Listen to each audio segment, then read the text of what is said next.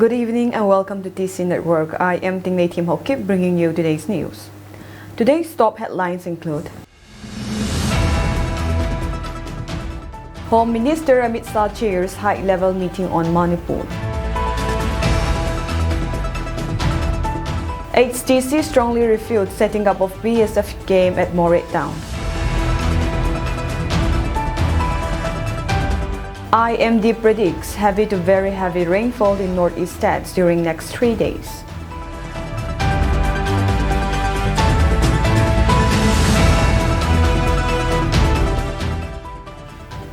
News in details.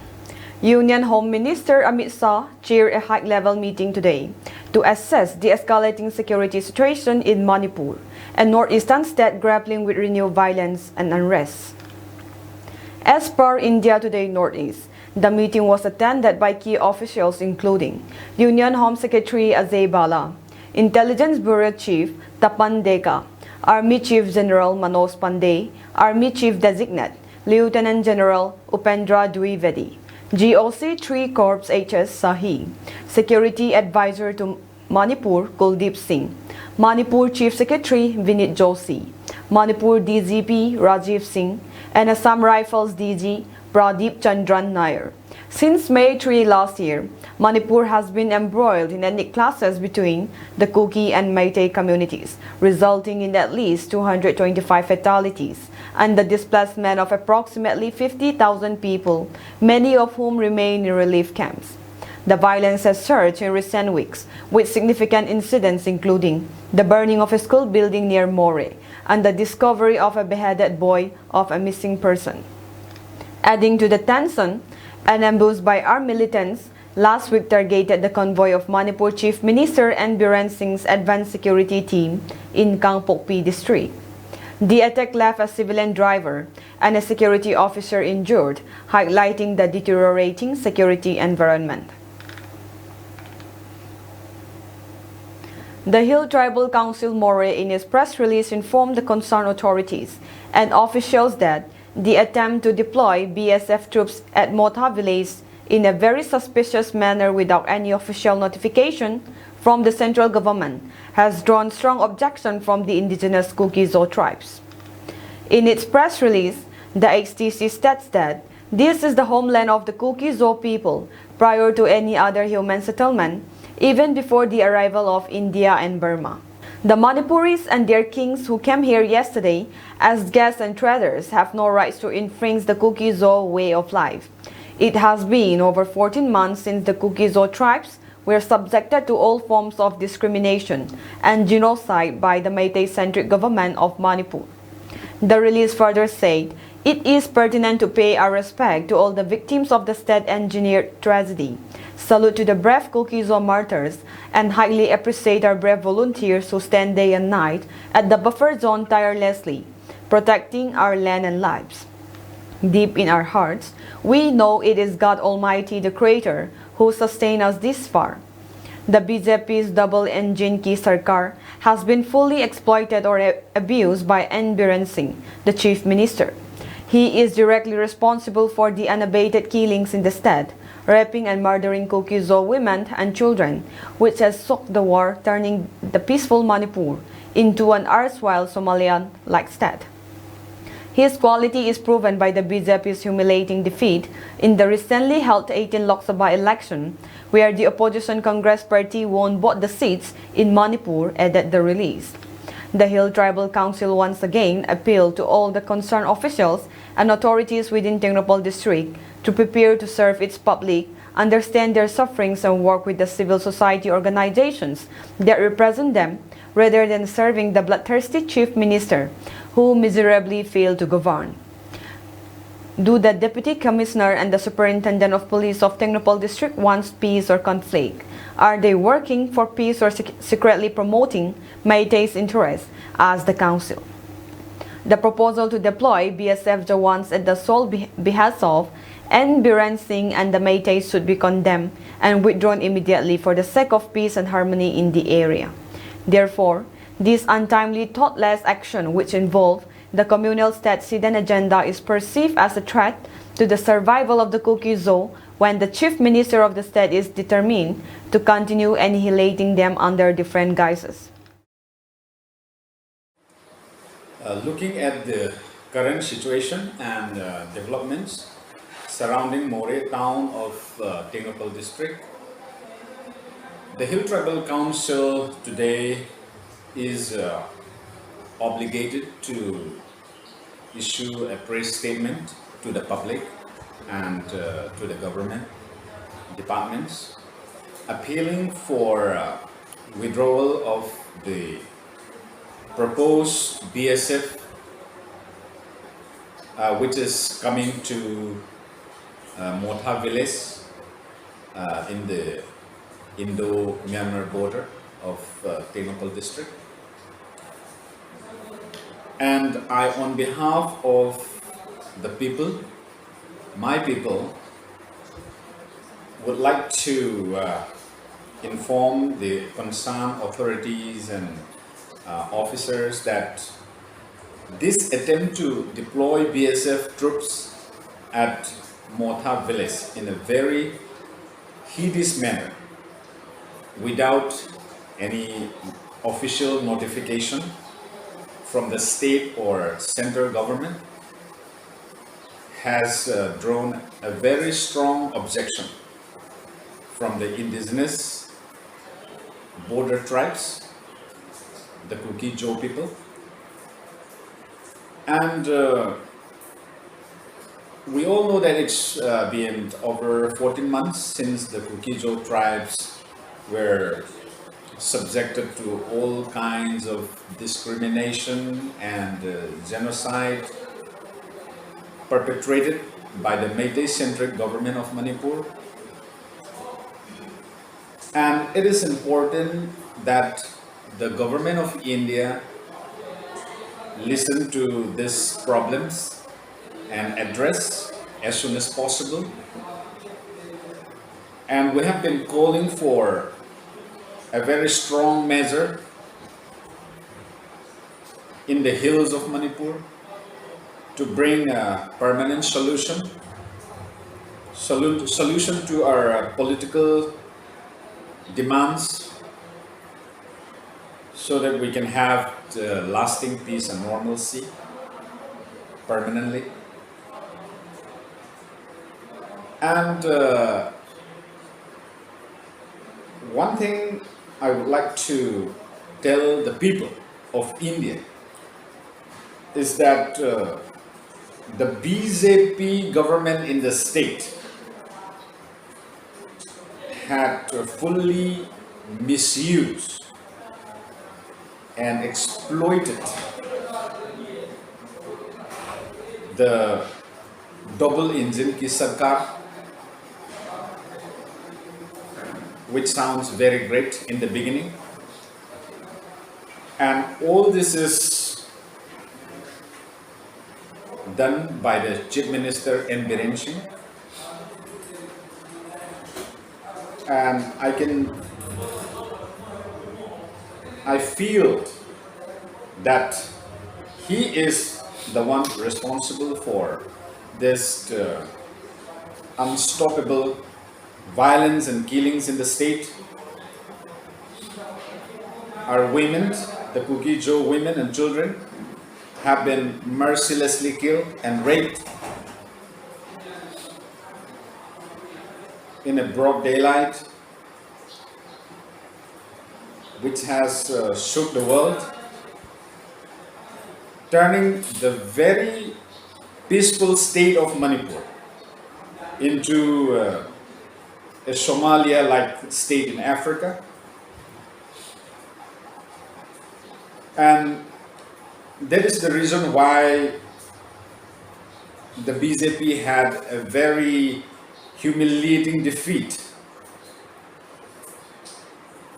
in the recently held Lok Sabha election, wherein the opposition Congress party won both the seats in Manipur. And on behalf of my people, again, I appeal to all the officials and the authorities of Temple district to understand the people, the sufferings and the voice of the people, and to work together with the civil society organizations that represents them, rather than serving the warmonger Chief Minister of Manipur, who had miserably failed to govern, to put law and order in the state. And the people has also wondered,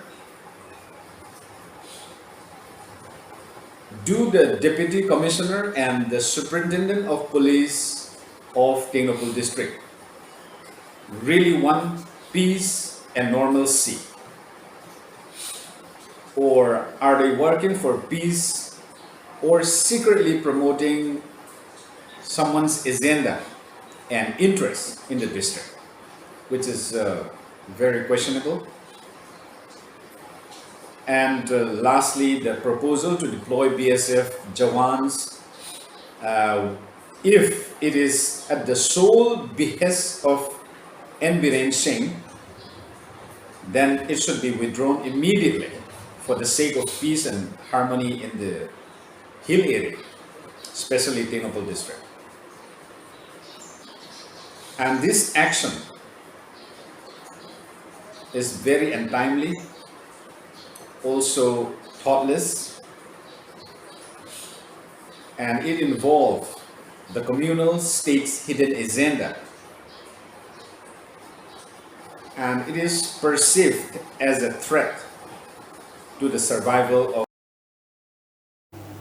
Lastly, the Hill Tribal Council appreciates the unbiased and disciplined Indian Army and paramilitary forces, particularly the Assam Rifles, for effectively performing anti-insurgency operations, preventing cross-border terrorism, and strictly maintaining border security in the vast and porous Indo-Myanmar region.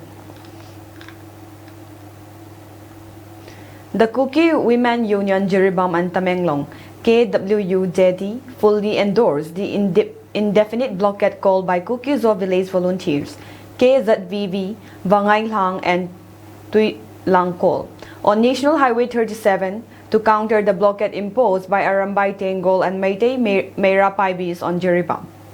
Since the beginning of Manipur ethnic violence in 3rd May 2023, Kuki-Zo people of Jiribam and surrounding areas always stand for peace.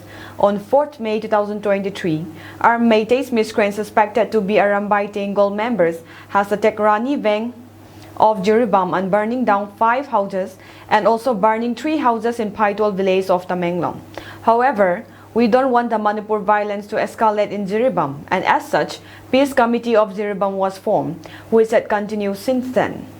However, in spite of agreements at peace meetings, Meitei community has become continuously creating problems for the Kuki-Zo tribals in Jiribam by burning abandoned Kuki-Zo houses in Jiribam and also blocking Kuki-Zo people to travel from National Highway 37. Members of Arambay Tengol on 21st February abducted 6 villagers of Kaimai who were on their way to Silchar for shopping, which were later released with the intervention of police. Amidst all of this, we know that war is destructive to everyone. We try to solve out the things to avoid untoward incidents. Meitei atrocities had become unbearable after the death of Mr. Segolin Singh, son of Paitol, by Meitei militants on 14 May 2024. Still then, we restrain ourselves from any form of violence and settle the issue peacefully with the government. On 6 of June 2024, after parliamentary election, Mr. Sarat Kumar was killed by unknown miscreants, which the Meitei organization blamed the Kuki-Zo tribals with the intention of escalating tensions in Jiribam. The Arambay Tengol and Meitei militants started burning all Kuki-Zo houses in Jiribam and dragged out Mr. L. Tianmung of Vengnom and to be never found again. Meitei radicals continuously burned down all Kuki-Zo houses of Vengnom, Uchathol, Sonkoveng, Kalinagar, IB Laikai, Raniveng, etc. Every vehicle traveling along Jiribam town is fixed by Meitei Meira Paibis and Arambay Tengol, ensuring that cookies or commodities are not transported. In this regard, the Cookie Women Union vehemently condemned the unethical act of blockading essential commodities of Kukizo people by Jiribam Meira Paibis and Arambay Tengol. It will also support and endorse the declaration of KZVV for imposing counter-blockade against blockade of supply to Kukizo people of Jiribam and Tamenglong, and any untoward incident due to non-compliance of the said blockade will be sole responsibility of the government.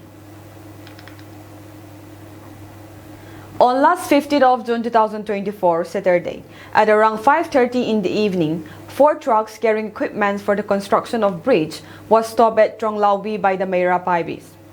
The 4 trucks stopped by the Meira Paibis were crowded by the mobs, where 2 of the trucks was burned down by the mob, while the other 2 trucks was rescued by the Central Forces and Bisnupur Police respectively. The burned down trucks, which carry goods for the cookie, bear registration number AS25F C1704 and MN01A A3705, while the other 2 trucks, which was rescued by the Central Forces, bear registration number MN04 A9861 and AS25F C1837 respectively. None of the truck drivers originate from Manipur, and when interrogated by the Meiteis who unlawfully apprehend them, the innocent drivers confess that the goods they transport are meant for bridge construction and that they will be transporting it from Sekmai to Chorachandpur Singhat. The drivers also said that they had once carried goods for the Assam Rifles for the same cause.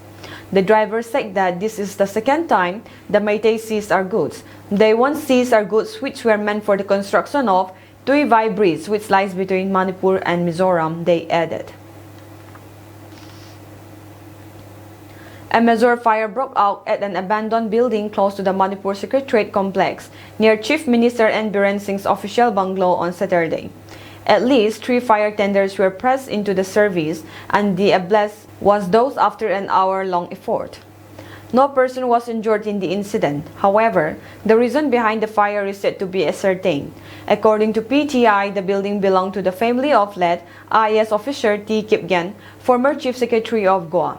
Officials said that the house has been abandoned since last year's violence. NDTV reported that the building is also close to the office of the Kuki INPI, a civil society group of the Kuki tribes, recently asserting that the situation in Manipur must be considered with priority. Rashtriya Swayamsevak Sangh RSS Chief Mohan Bhagwat said that northeastern state has been awaiting peace for a year. Manipur has been looking for peace for a year now. It should be discussed on priority. The state has been peaceful for the past 10 years. It felt like the old gun culture had come to a demise. It is still burning in the fire of the sudden tension that rose there, or that was meant to rise there. It is the duty to prioritize it and take note of it. ANI quoted Mohan Bhagwat as saying, "Last week, the advance convoy of CM Biren Singh was attacked ahead of his expected visit to Jiribam after reports of fresh violence in the area. I strongly condemn the dastardly attacks on the security personnel who are carrying out their duties at night in service of the state and the country," Singh said on a post in X. A BJP MLA Rajkumar Imo Singh has also raised concerns about security breaches and demanded an inquiry into police officers who received advance intelligence reports regarding the situation in Jiribam earlier this year. Today at 10:30 a.m., Chorachandpur District Council Teachers Association CDCTA held its assembly-cum-election for the year 2024-2027 in Synod Hall, IB Road. T. Pao Min Lin AI ADCC was present as the Speaker of the Assembly. Pao Khutang Haukip, Inspector, during the Assembly gave a speech with the topic Teachers' Responsibilities, where he encourages the teachers to do better jobs and to be fully immersed in their work of molding the younger generations. He also asked the council teachers to dutifully and honestly carry out their responsibilities, since they often neglect their teaching jobs, bringing bad names for the community. He also urged the members to submit whatever the organization requests on time. Presidential candidates Zhang Hulet Haokip and T. Samuel Haokip were given the stage to speak as well. Daw Humang Haokip President, CDCTA, after his speech opens a discussion hour where the attendees discuss various tribal matters such as pension cum gratuity PCG and debt cum gratuity DCG and membership fee as well. In the second session of the assembly meeting, election of a new leader was conducted. Election result was still pending at the time of this report.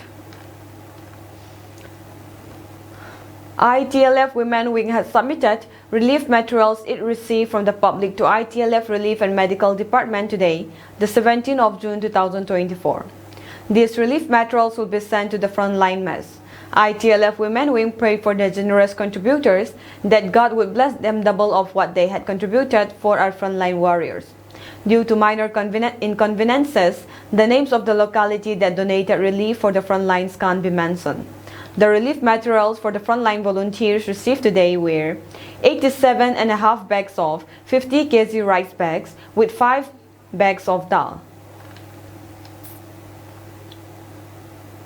YPA Dorcas Bank extends charity aids to Jiribam, Bangay Tang relief camps and victims of Rimal Cyclone Mizoram relief centers, and the aids were handed out today around 7 a.m. at YPA office Dorcas Bank, New Lamka.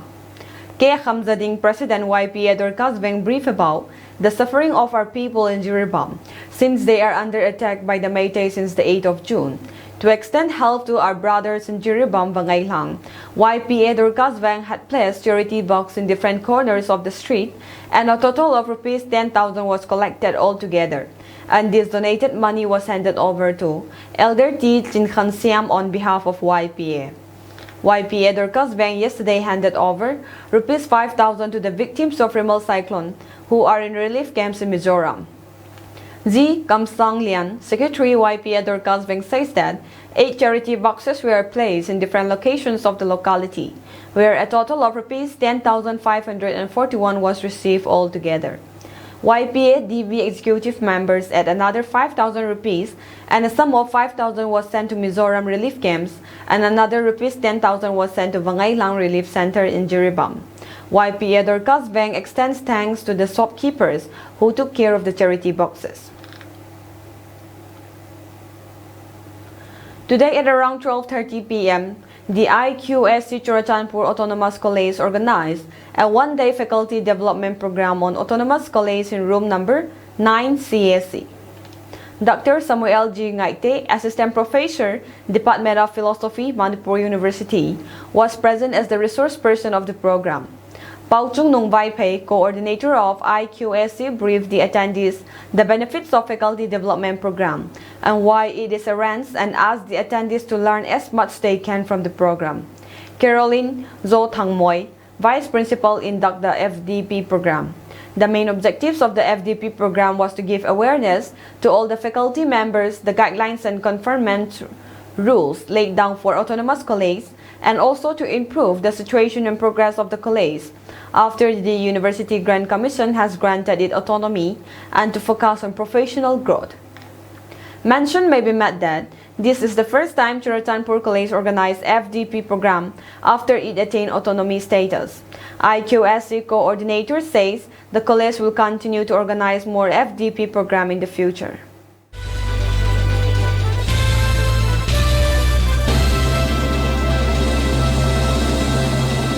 Amid the ongoing heat waves in Delhi, the Indian Meteorological Department IMD has elevated its warning in Delhi to a red alert from the previously issued orange alert. Notably, the IMD also cautioned about a very high likelihood of developing heat illness and heat stroke in all ages if individuals do not take precautions to limit their sun exposure. On Sunday, Delhi recorded a maximum temperature of 44.9 degrees Celsius, which is 6 degrees above the normal. The minimum temperature was recorded at 33.2 degrees Celsius, 5.7 degrees above the seasonal average. The Meteorological Department has also predicted a heat wave and warm night for Monday. The intervening night on Monday marked the third consecutive hot night in Delhi, with a heat wave persisting for the 8th straight day. For the 35th consecutive day, the city's maximum temperature exceeded 40 degrees Celsius. The Meteorological Department had issued a warning advising residents to avoid unnecessary outdoor activities due to the heightened risk of illness from the ongoing heat wave. In the weather forecast for this week, the IMD said the temperature can exceed 42 degrees Celsius. The department also predicted the possibility of rain or thunderstorms on June 20 and June 21. Northeastern states of Arunachal Pradesh, Manipur, Nagaland, Mizoram, and Tripura are predicted to receive substantial rainfall on Monday and Tuesday. The IMD had issued an orange alert for Arunachal Pradesh and a red alert for Assam, Meghalaya, Sub-Himalayan West Bengal, and Sikkim, expecting heavy to very heavy rainfall. Moreover, thunderstorms accompanied by lightning are expected in extreme northeast Bihar on Monday. Heatwave continued to impact Uttar Pradesh as temperatures soar above 46 degrees Celsius in several cities on Sunday. For the fifth time in the past 10 days, Prayagraj emerged as the hottest city in India, recording a maximum temperature of 47.6 degrees Celsius. The city had previously recorded 46.9 degrees Celsius on June 14. Following Prayagraj, Jhansi recorded a maximum temperature of 47.1 degrees Celsius, followed by Kanpur IAF station 46.8 degrees Celsius, Varanasi 46.8 degrees Celsius, Barabanki 46 degrees Celsius, Agra 46.5 degrees Celsius, Sultanpur 46.4 degrees Celsius, Hamirpur 46.2 degrees Celsius, and Fatehpur 46.2 degrees Celsius. All Indian Majlis-e-Ittihadul Muslimin Chief Asaduddin OIC took a dig at the Prime Minister Narendra Modi-led government, saying that the current dispensation has learned nothing from the election results. His remark came as he raised concerns about the future of Muslims, tribals, and Dalits who are held under the Unlawful Activities Prevention Act, UAPA. The UAPA law is in the news again today. This is an extremely ruthless law due to which thousands of Muslim, Dalit, and tribal youth were imprisoned and their lives were ruined, said the Hyderabad MP in a post on X. He also claimed that the stringent law became the reason for Stan Swami's death. The 85-year-old tribal activist died in judicial custody in 2021 after he was arrested under UAPA in 2018 in connection with the Bhima Koregaon violence case. OIC said he objected to the Unlawful Activities Prevention Amendment Act Bill 2019 in the Lok Sabha and blamed Congress for enacting the UAPA law. This law was made even more stringent by the Congress government in 2008 and 2012. I had opposed it even then. In 2019, when the BJP again brought more stringent provisions and exemptions, the Congress supported the BJP. I had opposed this law even then, said the AIMIM chief. We hope from Modi 3.0 that he would learn something from the election results, but they pour cold water on our expectation. This series of atrocities and excess will continue, he added. OIC's comment also came in the wake of Delhi Lieutenant Governor V.K. Saxena approving the prosecution of famed author Arundhati Roy and former professor of international law at the Central University of Kashmir, Sheikh Shaukat Hussain, in a case relating to their alleged provocation speeches at a public function in 2010. 4 Maoists, including a woman, were gunned down while other 2 were arrested during an encounters with the security forces in Jharkhand, Chaibasa. Maoists who got neutralized also included a zonal commander and a sub-zonal commander. According to police, the Maoists have suffered heavy losses in the encounter that started early on Monday between the security forces and the Maoist rebels in the Kolhan jungles of Chaibasa, West Singhbum. Chaibasa SP Asutosh Sekhar asserted that 4 Maoists were killed in the encounter with the security forces. Out of the 4 Maoists killed in the encounter, 1 is a zonal commander, another is a sub-zonal commander, 1 is an area commander, and the remaining 1 is a woman cadre of the Maoists, said the SP. After the encounter, the security forces have also nabbed 2 Maoists. 1 of them is an area commander, and another is a hardcore female Maoist, he added. The SP further added that a huge cache of arms, ammunition, and other articles of day-to-day use have also been recovered, along with the dead bodies of the Maoists from the encounter site. Police sources claim that the security forces had gone out on a search operation in the Guwa forest area. The Maoists sitting in the ambush started firing indiscriminately at the security forces. The security forces fired back in retaliation, killing 4 Maoists on the spot, they said. The search operation is still on to nab the Maoists, who ran away from the spot, taking advantage of the dense forest. Some other Maoists are also said to have received bullet injuries. The Saranda forest area in West Singhbum district of Jharkhand is a hotbed of Maoist activities, where security forces are continuously conducting search operations. On June 10, security forces also recovered a huge case of arms and ammunition in the area. Arms and ammunition including MLGs, SLRs, pistols, and a huge number of bullets were also recovered along with other items. 4 brick workers were killed and 18 others suffered injuries after their stationary vehicle, parked roadside on Eastern Peripheral Expressway (EPE), was hit from behind by a speeding truck on the intervening night of Saturday and Sunday near Muradnagar in Ghaziabad, police said. Police said that the workers were going from Ganur in Sonipat, Haryana to Uttar Pradesh in a mini truck when they were hit by the speeding truck in Ghaziabad around 1:15 a.m. on Sunday. The incident took place under the jurisdiction of Muradnagar police station area. The mini truck was parked on the roadside on EPE near Riura. A speeding truck from behind failed to spot the stationary truck and crashed to its rear. 4 persons were killed on the spot and 18 others were injured, said Virendra Kumar, Additional Deputy Commissioner of Police Traffic. Kumar said the injured were admitted to the nearby community health center in Muradnagar and later referred to the district hospital in Ghaziabad. 9 of the 18 injured were later sent to ZTB hospital in Delhi for higher treatment, he added. Police have identified the deceased Maya Devi 45, Muhammad Irshad 30, Najuman 60 and Samina 20, all residents of Shahjahanpur and Hardoi in UP. Speaking to media persons, Vivek Chandra Yadav, Deputy Commissioner of Police DCP Rural, said the police are analyzing the CCTV footage of the incident to ascertain if the mini truck was parked on the roadside and if the erring truck driver was at fault. He said that they had not received any complaint regarding the incident.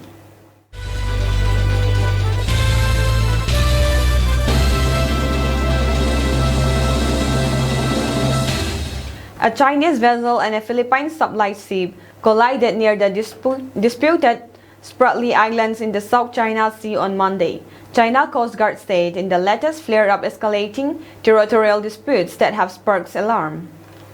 The Coast Guard said a Philippine supply ship entered waters near the second Thomas Shoal, a submerged reef in the Spratly Islands that's part of territory claimed by several nations. The Philippine military called the Chinese Coast Guard's report deceptive and misleading. The Chinese Coast Guard said in a statement on the social media platform WeChat, the Philippine supply ship ignored China's repeated solemn warnings and dangerously approached a Chinese vessel in normal navigation in an unprofessional manner, resulting in a collision. The Philippines is entirely responsible for this, it added. In Manila, the Philippine military said it would not discuss operational details on the legal humanitarian rotation and resupply mission at Ayungin Shoal, which is well within our exclusive economic zone. It used the Philippine name for the shoal, where Filipino Navy personnel have transported food, medicine, and other supplies to a long-grounded warship that has served Manila's territorial outpost. We will not dignify the deceptive and misleading claims of the China's Coast Guard, military spokesperson Colonel Cerces Trinidad said. The main issue remains to be the illegal presence and actions of Chinese vessels within the Philippines' exclusive economic zone, which infringes on our sovereignty and sovereign rights. The continued tensions in the region, Trinidad said. The Philippines says the shoal, which lies less than 200 nautical miles (370 kilometers) from its coast, falls within its internationally recognized exclusive economic zone and often cites a 2016 international arbitrary ruling that invalidated China's expansive claims in the South China Sea based on historical grounds. Several incidents have happened in recent months near the Shoal, where the Philippines maintained an outpost aboard the BRP Sierra Madre, which had been encrusted with rust since it was deliberately grounded in 1999, but remains an actively commissioned military vessel, meaning an attack on it could be considered by the Philippines as an act of war. China has increasingly become assertive in pressing its claim to virtually the entire South China Sea, which has led to a rising number of direct conflicts with other countries in the region, most notably the Philippines and Vietnam. A new law made by China, which took effect Saturday, authorized its Coast Guard to seize foreign ships that illegally entered China's territorial waters and to detain foreign crews for up to 60 days. The law renewed a reference to 2021 legislation that says China Coast Guard can fire upon foreigner ships if necessary.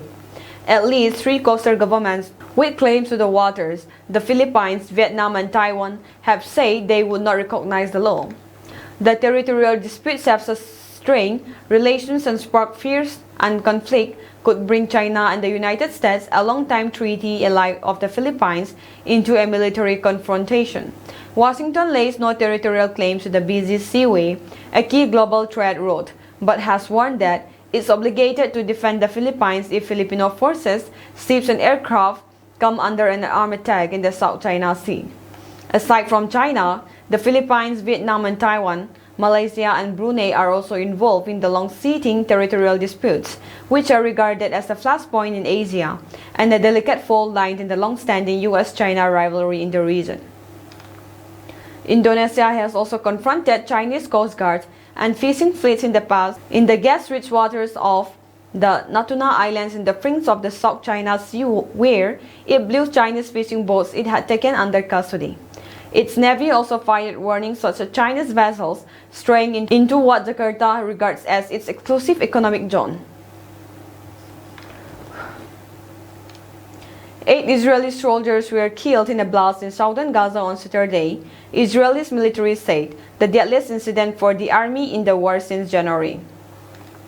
The soldiers were in an armored vehicle that was hit by a major explosion that, according to a preliminary investigation, detonated explosive engineering material, the army said. The incident happened during an operation in the Tal al-Sultan neighborhood of Rafah, which has been a key target for Israeli forces in recent weeks. Earlier, the armed wing of Hamas said it had fired a rocket towards an armored vehicle after setting up an ambush.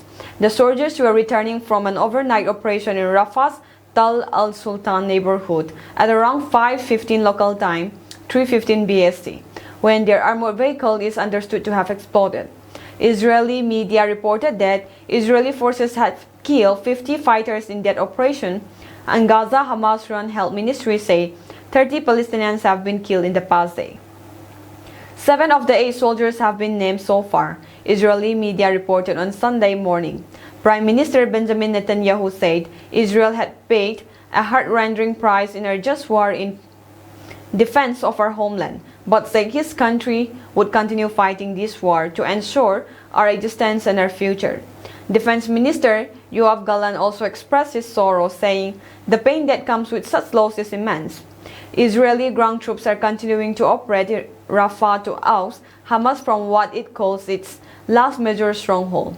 Aid agencies have warned of a dire humanitarian situation in Rafah, where the UN says around 1 million Palestinians are taking refuge. On Wednesday, World Health Organization Director General Tedros Adhanom Ghebreyesus said a significant proportion of Gaza's population was facing catastrophic hunger and famine-like conditions. Several world leaders, including US President Joe Biden, have urged Israel not to conduct a full-scale assault on Rafah. The Hamas-run health ministry says more than 37,000 Palestinians have been killed since the start of the war, and many hundreds of thousands more have been injured or displaced. The war began after Hamas attacked Israel on 7 October, killing about 1,200 people and taking 251 others back to Gaza as hostages. A shooting in a Texas park left 2 people dead and several wounded on Saturday, authorities said. The victims were shot shortly before 11 p.m. Saturday during a Juneteenth celebration at All Settlers Park in Round Rock, about 19 miles (30.5 kilometers) north of Austin. An altercation began between 2 groups during a concert at the event, and someone started shooting, Round Rock Police Chief Alan Banks said during a news conference at the scene. The 2 victims were pronounced dead at the scene were not involved in the altercation, Alan said. The shooting occurred near a vendor area away from the stage set up for the concert, Alan said. Police officers and fire department personnel who were attending the event immediately began providing emergency medical care to multiple wounded victims who were then transported to local hospitals, Alan said. Police do not have a suspect in custody, and investigators do not know how many shooters were involved. The investigation is ongoing, he said. It breaks your heart for a family that was coming out to enjoy their evening, and now their life is forever changed as a result of somebody who could care less about somebody else's life, Alan said.